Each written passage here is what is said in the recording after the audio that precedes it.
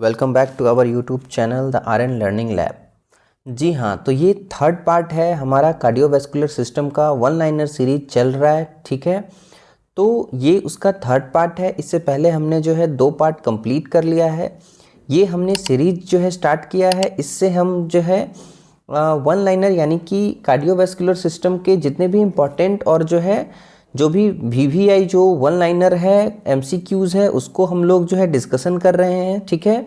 इसके बाद इसके डेप्थ में जो है हम लोग डिस्कशन करेंगे। आने वाले टाइम में बहुत सारा एग्ज़ाम जो है आने वाला है, ठीक है। सो उसका प्रिपरेशन हम लोग कर रहे हैं। तो अभी से आप जुड़ जाओ हमारे साथ और आने वाले टाइम में आपको यहाँ पे बहुत कुछ सीखने को मिलेगा। आपके एग्ज़ाम की जो है हम लोग तैयारी प्रॉपरली करने वाले हैं। तो स्टार्ट करते हैं आज का हमारा first question. So what is the most severe और लीथल एरिथमियाज, डिसएरिथमियाज, ठीक है। सो ये स्ट्रक्चर देख के आप लोग भागना नहीं, क्योंकि बहुत इजी वे में हम लोग समझते हैं कि व्हाट इज़ वेंट्रिकुलर फिब्रिलेशन क्या है, ठीक है, नॉर्मल साइनस रिदम क्या है, तो समझते हैं। So what is the most severe और लीथल एरिथमियाज, ठीक है। सो मोस्ट सीवियर और लीथल यानी कि जो हार्ट का प्रॉब्लम होता है ना, ठीक है। अब मैं मोटा मोटा यहाँ पे जो है समझा देता हूँ कि जैसे कि हार्ट अटैक आता है, ठीक है। सो उसमें जो है मेन कॉज, ठीक है, मोस्ट सीवियर मतलब कि एरिथमियाज होता है, ठीक है। एरिथमियाज जो है एरिथमियाज क्या होता है, आपकी जो हार्ट में है वो क्या है ना कि प्रॉपरली जो है वो फंक्शन नहीं कर पाता, उसमें जो है कुछ कॉन्सिक्वेंसेस प्रॉब्लम आ जाते हैं, दैट इज कॉल्ड एरिथमियाज। और यहाँ पे डिसएरिथमिया, इसमें क्या है कि वेंट्रिकुलर फिब्रिलेशन होता है, ठीक है। सो वेंट्रिकुलर ये हमारा साइनस जो है रिदम है, normal sinus rhythm. Normal sinus rhythm आप लोग को अगर पता है तो ठीक है, नहीं तो क्या होता है कि जैसे कि हमारा ईसीजी है ना, नॉर्मल साइनस रिदम अगर कहीं भी आप देखो, ये क्या है, स्टीडी रिदम है, यानी कि है ये नॉर्मल चल रहा है, ठीक है। यानी कि इसका जो है PQRS इसका जो वेव है, ठीक है, ये नॉर्मल रिदम में चल रहा है, यानी कि एक लाइन में चल रहा है, जैसा कि आप इसमें देख पा रहे हो, ठीक है। बट वेंट्रिकुलर फिब्रिलेशन में क्या होता है कि यहाँ पे ये जो चल रहा है ना, ये क्योटिक जो है रिदम है, ठीक है, यानी कि ये डिसबैलेंस है, ये बैलेंस में नहीं चल रहा है, ठीक है। सो यहाँ पे वेंट्रिकुलर फिब्रिलेशन इसको बोलते हैं। इस टाइप का स्ट्रक्चर कहीं भी देखने को मिले ईसीजी में तो आप उसको समझना कि ये वेंट्रिकुलर फिब्रिलेशन है, ठीक है। इसका जो है लाइफ थ्रेटनिंग कंडीशन इसको बोलते हैं, ठीक है। जब हमारा जो है हार्ट का लोअर चैम्बर, ठीक है, हमारा जो है जैसे कि ये हार्ट होता है, ठीक है, ये इसका जो लोअर चेम्बर है ना, ठीक है, ये जो लोअर चेम्बर है इसमें क्या होता है कि कुछ डिफ़िकल्टी आ जाती है, ठीक है। ये जो है जल्दी जल्दी जो है वो चलने लग जाता है, ठीक है। उसमें क्या होता है कि वो इंस्टेड जो है नॉर्मल ब्लड पंप करने के बजाय क्या करता है, ये जल्दी जल्दी जो है वो डिसएरिथमियाज इसमें हो जाता है, ठीक है। ये इसका रीज़न होता है कॉमन कार्डियक अरेस्ट होता है, ठीक है, जिसमें कि पल्स आपको नहीं दिखाई देता है, ठीक है, पल्स आपको नहीं दिखेगा, ठीक है। और जिसके कारण क्या होगा कि ब्लड सप्लाई रुकेगा, जिसके कारण क्या होगा कि लॉस ऑफ कॉन्शियसनेस होने के चांसेस होते हैं, ठीक है। सो इसमें जो है डेथ का जो है बहुत ही कॉज होता है। अगर ये जो है समय रहते यानी कि अर्ली डायग्नोसिस का हो जाए, ठीक है, जैसे कि नर्सिंग स्टाफ होते हैं, ठीक है, तो उनको अगर नॉलेज हो इन चीज़ों का तो क्या है कि जल्दी से आप जो है उसको आइडेंटिफाई करके और जो है CPR स्टार्ट कर दो, AED, ठीक है, आप स्टार्ट कर देते हो, ठीक है। आर्टिफिशियल एक्सटर्नल डिफिब्रिलेटर होता है, ठीक है, छोटा सा मशीन होता है। अगर हॉस्पिटल सेटिंग में है, ICU वगैरह में, तो हमारे पास में जो है वो, ठीक है, AED की जो है हमें नीड होती है, ठीक है। वहाँ पे हम लोग जो है डिफिब्रिलेटर होता है ICU वगैरह में, तो वो हम लोग यूज़ में लेते हैं। सो यहाँ पे नॉलेज की ज़रूरत होती है। अर्ली जो है आप स्टार्ट कर देते हो CPR, तो क्या होता है कि अर्ली स्टेज में अगर हम स्टार्ट करते हैं तो 50% तक जो है इसका रिकवरी रेट होता है, हम लोग जो है पेशेंट को रिकवर कर लेते हैं। सो क्लियर, आई होप कि मैंने मोटा मोटा यहाँ पे डिस्कशन कर लिया है, ठीक है। सो अब हम लोग जो है नेक्स्ट क्वेश्चन की तरफ बढ़ते हैं। What is the most common cause of portal hypertension, ठीक है। So liver cirrhosis most common cause है हमारा लीवर सिरोसिस का। क्या है कॉज ऑफ पोर्टल हाइपरटेंशन का? Liver cirrhosis. इसमें क्या होता है, जो हमारा हेल्दी टिश्यू होता है, हार्ट बोल रहा हूँ, लीवर। सो लीवर का जो हेल्दी टिश्यू है, यानी कि ये हेल्दी लीवर है, ठीक है, रेड है प्रॉपर, ठीक है, ये हेल्दी है। ये जो टिश्यू है ना, इसका हेल्दी टिश्यू, ये क्या हो जाता है, स्कार में फॉर्मेशन हो जाता है इसका, ठीक है। ये अगर स्कार फॉर्मेशन हो जाता है, ठीक है, इसमें जो है कुछ डिफ़िकल्टी आ जाती है, सो हम लोग उसको लीवर सिरोसिस बोलते हैं। यहाँ पे जो है ये सिरोसिस में क्या होता है, हमारा लीवर है ये लास्ट स्टेज में चला जाता है, ठीक है। लास्ट स्टेज में जाने के कारण क्या होता है ना कि हमारा लीवर फंक्शनिंग नहीं कर पाता है प्रॉपरली, ठीक है। इसके कॉजेज़ क्या क्या हैं, इसका मेन जो है हमारा कॉज है हेपेटाइटिस बी, ठीक है। हेपेटाइटिस बी कॉज हो सकता है, सी हो सकता है, क्लियर है। और इसके जो है कॉज के कारण सिम्टम्स क्या क्या आते हैं, सो फटीग होगा, यानी कि जो है थका थका सा महसूस होगा, ठीक है। अल्कोहल यूज़, अगर अल्कोहल लेता है बंदा जो है कोई भी है, ठीक है, वो अगर लॉन्ग टर्म तक जो है वो क्रॉनिक अगर अल्कोहलिक है तो उस केस में जो है ये अकर होता है, ठीक है। इसमें क्या होगा कि जो हमारा स्किन होगा, ठीक है, वो स्किन जो होता है वो भी ईची होने लगता है, यानी कि खुजली खुजली होने लग जाता है, खुजली होता है उसको, ठीक है। स्वेलिंग हो सकता है, ठीक है, एब्डोमेन में पेट फूल जाएगा। आपने देखा होगा कि लिवर जो है प्रॉब्लम जिसको होता है उसको पेट फूल जाता है, ठीक है। सो पिंक कलर यूरिन वगैरह इसमें होते हैं, जॉन्डिस जो है हो जाता है, ठीक है। सो जॉन्डिस लाइक जो है सिम्टम्स इसके जो है येलोइस होता है, पेलनेस हो जाएगा स्किन पे। सो ये सारा जो है इसका सिम्टम्स होता है, ठीक है, लीवर सिरोसिस अगर होगा तो। हमने जो है काफ़ी कुछ इसके बारे में जान लिया है, ठीक है। सो नेक्स्ट क्वेश्चन हम लोग देखते हैं, what is the most common site of myocardial infarctions, MI, ठीक है। सो मायोकार्डियल इन्फ्रैक्शन के मोस्ट कॉमन साइट क्या क्या हैं, ठीक है। सो मायोकार्डियल इन्फ्रैक्शन में क्या होता है, हमारा जो हमारा कोरोनरी आर्टरी है, ठीक है, उसमें क्या होता है कि जो है ब्लॉकेज वगैरह हो जाता है, ठीक है। सो यहाँ पे क्या है, ये राइट कोरोनरी आर्टरी है, ये हमारा लेफ्ट कोरोनरी आर्टरी है। जो ये हमारा हार्ट होता है ना, इसके दोनों साइड से, राइट और लेफ्ट साइड से क्या होता है, हमारा कोरोनरी आर्टरी होता है। ये क्या करता है, ब्लड सप्लाई करता है हमारे हार्ट को। जो है कुछ भी अगर यहाँ पे ब्लॉकेज होता है ना, ठीक है, उस केस में क्या होता है कि मोस्ट कॉमन हमारा जो है वो साइट है यहीं पे होता है, ठीक है। इसमें क्या होता है, हमारा ब्लॉकेज वगैरह होता है तो ब्लड सप्लाई रुकता है, जिससे कि हार्ट का जो है वो फंक्शन ऑल्टर होता है और यहाँ पे हमें MI देखने को मिलता है, ठीक है। नेक्स्ट हम लोग देखते हैं complication of portal hypertension. Complication क्या होगा कि वो वेरिसिल जो है हेमरेज हो जाएगा, ठीक है। पोर्टल हाइपरटेंशन अगर होता है किसी को तो उसके कॉम्प्लिकेशंस क्या क्या है, बहुत सारे कॉम्प्लिकेशंस हैं, ठीक है। उसमें से एक जो है वो मोस्ट कॉमन हमारा जो है वो वेरिसिल हेमरेज होता है, क्लियर है। ये क्या करता है, हमारा जो है वेन होता है ना, उसको क्या करता है, स्वेलो कर देता है। जो ईसोफेगस का हमारा, जैसे कि यहाँ पे आप देख पा रहे हो, ठीक है, ये ईसोफेगस का जो वेन है ना, इसको क्या करता है, यहाँ पे स्वेल कर देता है, ठीक है।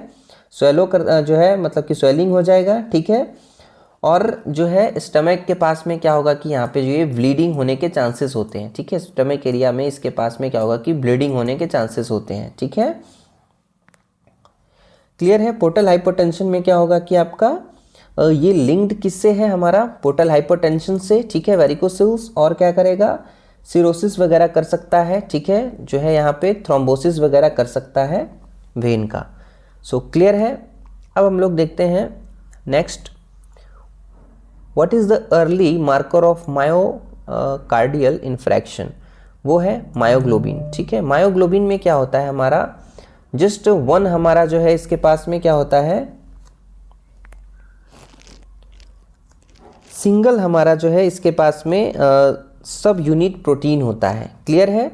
और जो हमारा हीमोग्लोबिन होता है ना, इसमें आप देख रहे हो β1 β2, ठीक है, α1 और α2, इसमें क्या होता है, हमारा अल्फ़ा और बीटा जो है 4 प्रॉपर जो है हमारा इसमें प्रोटीन होता है, ठीक है।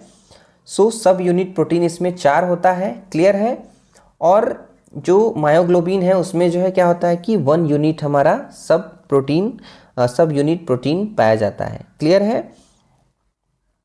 ये हमारा अर्ली मार्कर होता है मायोकार्डियल इन्फ्रैक्शन का, मायोग्लोबिन, ठीक है। अब हम लोग नेक्स्ट देखते हैं, what is the most sensitive marker of myocardial infarction. इसको हम लोग बोलेंगे ट्रोपनिन। ट्रोपनिन हमारा जो है वो मोस्ट सेंसिटिव मार्कर होता है।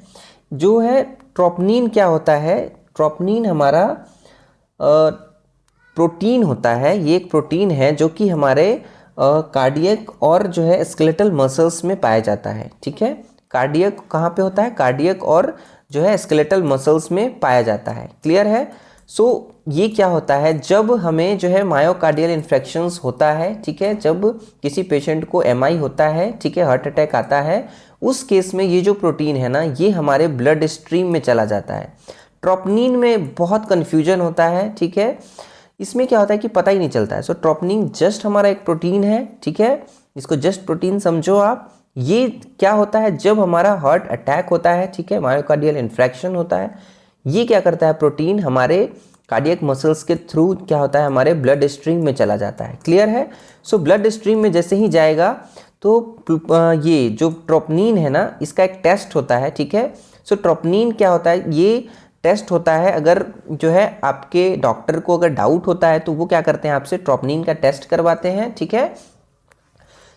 उसमें क्या होता है कि हमारे ब्लड में जो है ये पाया जाता है, तो उससे एक आइडिया, ओवरव्यू मिल जाता है, डायग्नोस करने में इजी हो जाता है कि इसको जो है मायोकार्डियल इन्फेक्शन हुआ है। मतलब जितना ज़्यादा मात्रा में अगर जो है ये ट्रोपोनिन प्रेजेंट होता है हमारे ब्लड स्ट्रीम में, ठीक है, ब्लड में, उतना जो है वो सीवियर जो है वो कॉज कर सकता है, डैमेज कर सकता है, ठीक है। क्लियर है? अब हम लोग नेक्स्ट क्वेश्चन देखते हैं। ट्रांसफ्यूजन ऑफ 1 यूनिट पीआरबीसी या फिर whole blood which can increase 1 gram of HB और 3% HCT। यहाँ पे हिमेटोक्रिट इसको बोलते हैं, इसको हम लोग PCV भी बोलते हैं, ठीक है। PCV इसी को बोलते हैं या फिर HCT बोलते हैं, हिमेटोक्रिट, ठीक है। ये क्या करेगा, अगर हमारे जो है किसी पेशेंट को हमने 1 यूनिट जो है PRBC या फिर जो है होल ब्लड जो है उसको चढ़ाया है, तो वो क्या करेगा हमारे बॉडी में, ठीक है, 1 ग्राम HB बढ़ा सकता है, ठीक है। अगर जैसे 7 है तो उसको 8 ग्राम प्रोटीन जो है HB कर देगा, ठीक है, और 3% से हमारा जो है HCT यानी कि हेमेटोक्रिट को इंक्रीज करेगा। क्लियर है? अब हम लोग नेक्स्ट देखते हैं। What is the most common manifestation of pulmonary embolism? What is the most common manifestation of pulmonary embolism? That is called dyspnea. So dyspnea क्या होता है, शॉर्टनेस ऑफ ब्रीथ, SOB भी बोलते हैं इसको। क्लियर है? अब SOB क्या करता है, डिफिकल्टी हमारा जो है ब्रीदिंग करता है, इसको सांस लेने में जैसे कि इनको प्रॉब्लम हो रहा है, ठीक है। इसके कॉज क्या हो सकते हैं, कॉज क्या है इसका, कॉज हो सकता है हमारा हार्ट, ठीक है, या फिर लंग्स का प्रॉब्लम। कुछ भी अगर लंग्स का, हार्ट का प्रॉब्लम है ना, उसको क्या करेगा, ये अकर करेगा, ठीक है। किसी को अगर अस्थमा है, लॉन्ग टर्म अस्थमा है, उसमें भी हो सकता है, ठीक है। किसी को किसी चीज़ से एलर्जी है, एलर्जी के केस में भी ये प्रॉब्लम कर सकता है, ठीक है। किसी को एंजाइटी है तो एंजाइटी में भी जो है SOB हो सकता है, ठीक है। इसके ट्रीटमेंट्स जैसे कि क्या क्या होते हैं, बेसिक्स हम डिस्कशन करते हैं। जैसे कि ब्रोंकोडायलेटर हम लोग देते हैं, है ना, और ब्रोंकोडायलेटर जैसे कि किसी को अस्थमा वगैरह होता है तो उसको कैसे हम लोग जो है इन्हेलर प्रोवाइड करते हैं, ठीक है, एंटीबायोटिक्स देते हैं। ये कुछ बेसिक जो है ट्रीटमेंट इसका होता है। क्लियर है? अब हम लोग देखते हैं, CBP should be the measured at the end of the respiration for accuracy in the supine position, ठीक है। CBP should be measured at the end of respiration of the for accuracy in the supine position, ठीक है। तो इसका supine position में हम लोग करते हैं, ठीक है, आंसर होगा सुपाइन पोजीशन। रेस्पिरेशन के जो है एंड में करेंगे या फिर जो है हमारा सुपाइन पोजीशन, तो इसमें हम सुपाइन पोजीशन देते हैं, ठीक है। जो हमारा CBP होता है, जो है सेंट्रल वेनस प्रेशर को हम लोग जो है वो एग्जामिन करते हैं, ठीक है, एस्टिमेट करते हैं। जो है फ्लूइड वॉल्यूम को जो है चेक करने के लिए किया जाता है, ठीक है। कार्डियक फंक्शंस को देखने के लिए किया जाता है। ये हमारा यहाँ पे जो है जुगुलर वेन होता है, ठीक है, इसके थ्रू जो है वो CBP चेक किया जाता है, ठीक है। हमारा जो है राइट वेंट्रिकल फंक्शनिंग कर रहा है कि नहीं, हार्ट प्रॉपर फंक्शनिंग कर रहा है कि नहीं, इसको जांच करने के लिए है वहाँ पे CBP जो है वो किया जाता है, ठीक है। इसका पोजीशन कौन सा होगा, वो सुपाइन पोजीशन होगा, ठीक है। हमारा जो है वो पेट है ये फिर अपर साइड में होगा। क्लियर है? अब हम लोग देखते हैं atrial natriuretic peptides ANP hormone secreted by both atrium of the heart. Clear है?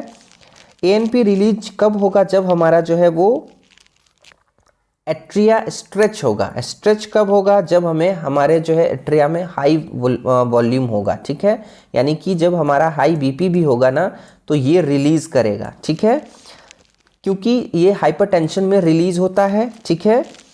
ये रिलीज होकर के क्या करता है, जैसे ये हाई ब्लड प्रेशर होगा तो क्या होगा कि ये ANP हमारा रिलीज होगा, ठीक है, हार्मोन सिक्रेट होगा, ठीक है, और ये सिक्रेशन के बाद क्या करेगा, ये ब्लड वेसल्स को रिलैक्स करता है, ठीक है, रिलैक्स करता है, जिसके कारण फिर से जो है वो हमें थोड़ा सा ईजी फील होता है।